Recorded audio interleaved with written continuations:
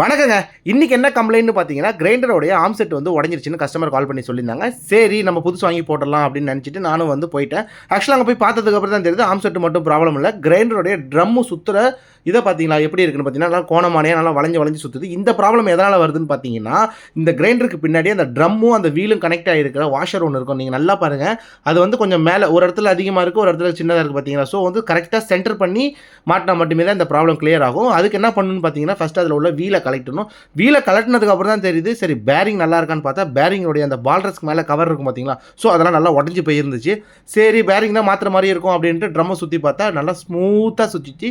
So வந்து bearing மாத்த தேவையில்ல. இதுக்கு கிரீஸ் மட்டும் வாங்கி அப்ளை பண்ணிக்கிட்டா போதும் அப்படின்ட்டு, அதில உள்ள வாஷர வந்து லைட்டா லூஸ் பண்ணுங்க. ஆக்சுவலா கிரைண்டர்ல தலைவலி பிடிச்ச வேலை இதுதாங்க. என்னதான் நம்ம வந்து சென்டர் பண்ணி போட்டாலும், அது கொஞ்சம் ஒரு ஒரு ஒரு நூல் மாறினா கூட வந்து கொஞ்சம் கோணையா தான் சுத்தும். ஸோ என்னால முடிஞ்ச வரைக்கும் நான் அட்ஜஸ்ட் பண்ணி போட்டுருக்கேன். ஃபைனல் ரிசல்ட் நீங்களே பாருங்க.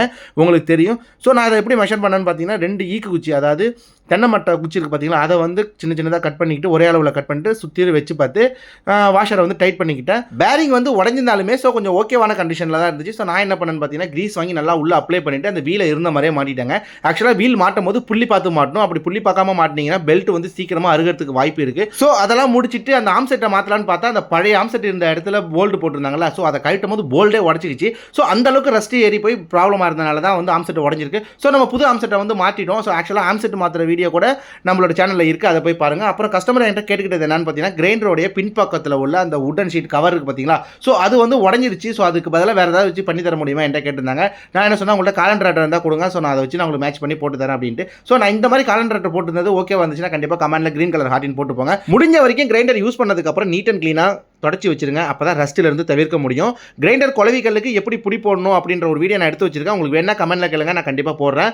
ஃபைனலாக எல்லா வேலையும் முடிச்சுட்டு கிரைண்டர் ஆன் பண்ணி பார்க்கும்போது தாங்க எனக்கு சந்தோஷமாக இருந்துச்சு. முன்னாடிக்கு இப்போ பரவாயில்லன்னு தான் நான் நினைக்கிறேன். உங்களோட கருத்து ஏதாவது இருந்துச்சுன்னா கண்டிப்பாக கமெண்ட்ல சொல்லிட்டு போங்க, ஓகேவா இல்லையான்ட்டு.